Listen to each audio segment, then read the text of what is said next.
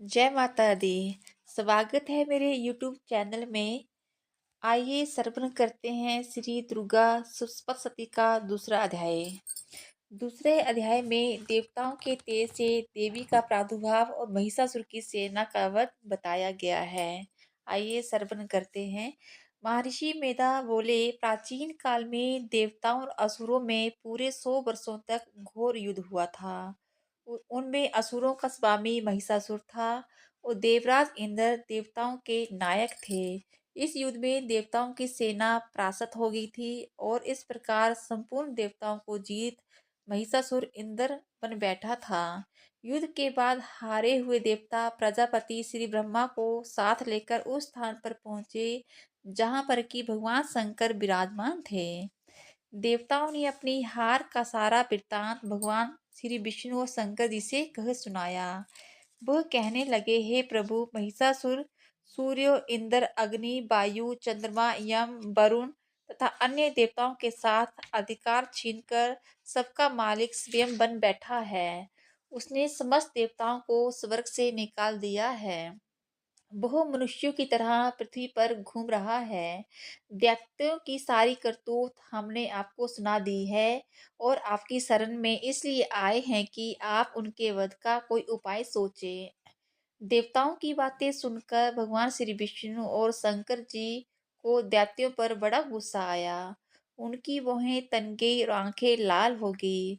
गुस्से से भरे हुए भगवान विष्णु के मुख से बड़ा भारी तेज निकला और उसी प्रकार का तेज भगवान शंकर, ब्रह्मा और इंद्र आदि दूसरे देवताओं के मुख से भी प्रकट हुआ। फिर वे सारा तेज एक में मिल गया और तेज का पुंज वह ऐसे दिखता था जैसे कि ज्वालामान पर्वत हो। देवताओं ने देखा कि उस पर्वत की ज्वाला चारों ओर फैली हुई थी। देवताओं के शरीर से प्रकट हुए तेज की किसी अन्य तेज से तुलना नहीं की जा सकती थी। एक स्थान पर इकट्ठा होने पर वह तेज एक देवी के रूप में परिवर्तित हो गया और अपने प्रकाश से तीनों लोकों में व्यापक जान पड़ा। वह भगवान शंकर का तेज था। उसे देवी का मुख प्रकट हुआ। यमराज के तेज से उनके सिर के बाल बने। भगवान श्री विष्णु के तेज से उसकी भुजाएं बनी। चंद्रमा के तेज से दोनों स्तन और इंद्र के तेज से जंघा और पिंडली तथा पृथ्वी के तेज से नितंब भाग बना। ब्रह्मा के तेज से दोनों चरण और सूर्य के तेज से उनकी उंगलियां पैदा हुई और वसुओं के तेज से हाथों की उंगलियां एवं कुबेर के तेज से नासिका बने। प्रजापति के तेज से उसके दांत और अग्नि के तेज से उसके नेत्र बने। संध्या के तेज से उसकी भौहें और वायु के तेज से उसके कान प्रकट हुए। इस प्रकार उस देवी का प्रादुर्भाव हुआ था। महिषासुर से पराजित देवता उसी देवी को छोड़कर उस देवी को देखकर अत्यंत प्रसन्न हुए।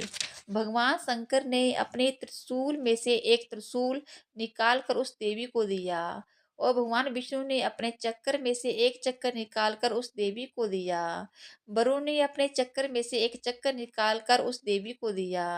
वरुण ने देवी को शंख भेंट किया। अग्नि ने इसे शक्ति दी। वायु ने धनुष और बाण दिए और सहस्त्रों नेत्रों वाली श्री देवराज इंद्र ने उसे अपने वज्र से उत्पन्न करके व्रज दिया। एरावती हाथी का एक घंटा उतारकर देवी को भेंट किया। यमराज ने उसे काल दंड में लेकर एक दंड दिया। वरुण ने उसे पास दिया। प्रजापति ने स्फटिक की माला दी और ब्रह्मा जी ने कमंडल दिया। सूर्य ने देवी के समस्त रोमों में अपनी किरणों का तेज भर दिया। काल ने उसे चमकती हुई ढाल और तलवार दी तथा उज्जवल हार और दिव्य वस्त्र उसे भेंट किए।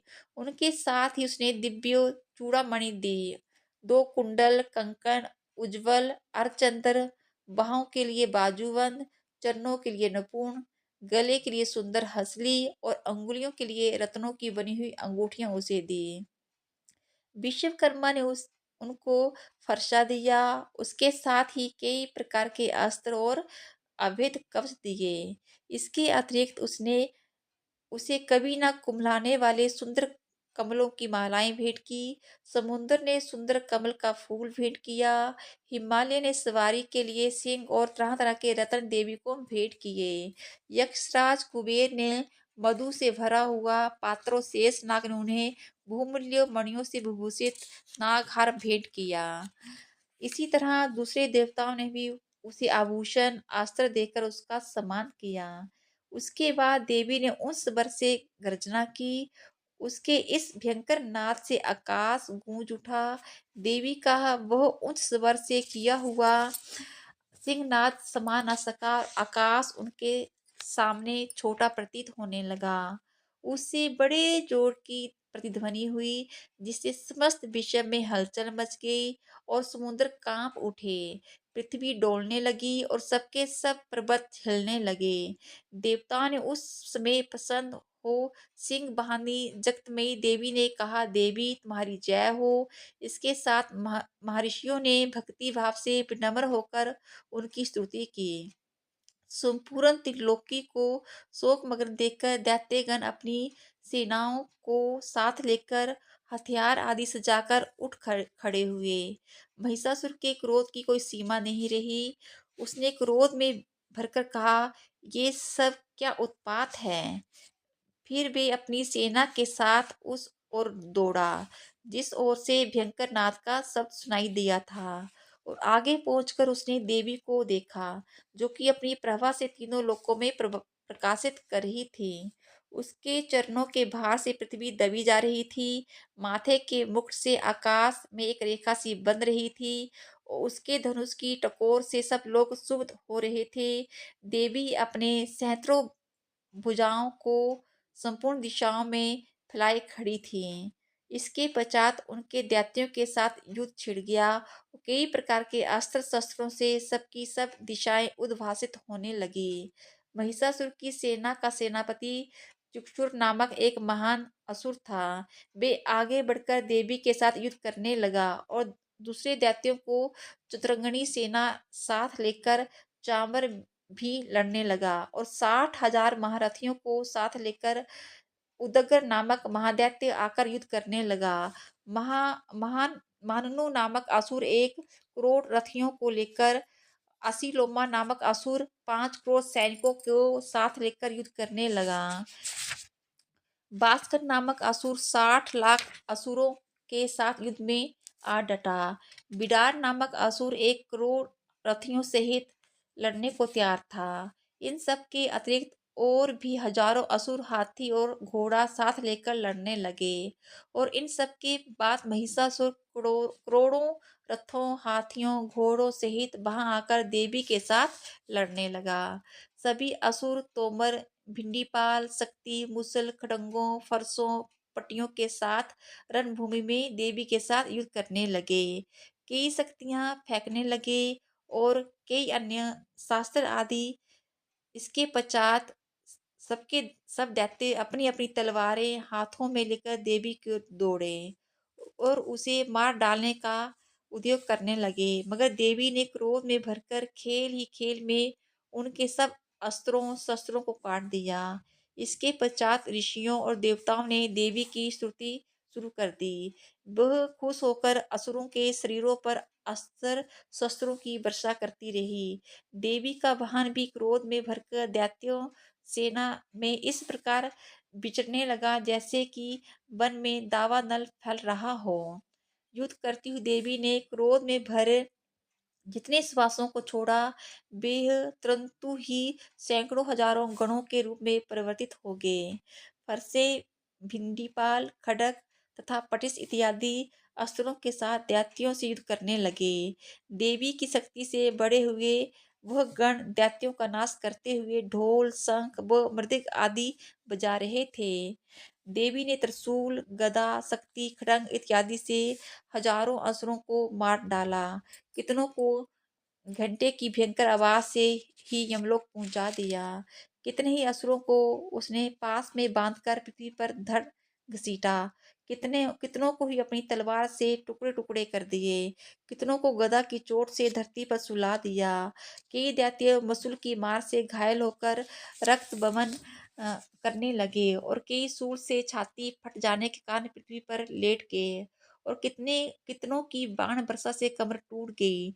देवताओं की पीड़ा देने वाली दैत्य कट कट कर मरने लगे। कितनों की बाहें अलग हो गई, कितनों की गिरबाएं कट गई, कितनों के सिर कटकर दूर भूमि पर लुढ़क गए, कितनों के शरीर बीच में से कट गए और कितनों की जंघाएं कट गई और वो पृथ्वी पर गिर पड़े।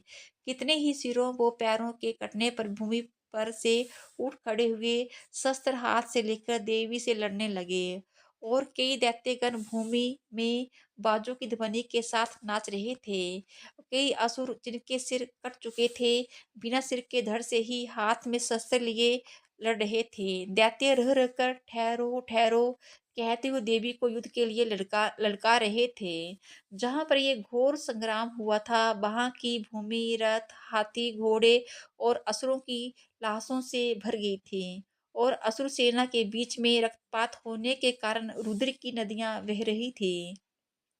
इस तरह देवी ने असुरों की विशाल सेना को क्षण भर में नष्ट कर दिया। जैसे तृण काष्ठ के बड़े समूह को अग्नि नष्ट कर देती है, देवी का सिंह भी गर्दन के बालों को हिलाता हुआ, बड़ा शब्द करता हुआ असुरों के शरीरों से मानो उनके प्राणों को ढूंढ रहा था। वहां देवी के गणों ने जब दैत्यों के साथ युद्ध किया तो देवताओं ने प्रसन्न होकर आकाश से उन पर वर्षा की। ये था हमारा दुर्गा सप्तशती का दूसरा अध्याय। जय माता दी, जय श्री कृष्णा।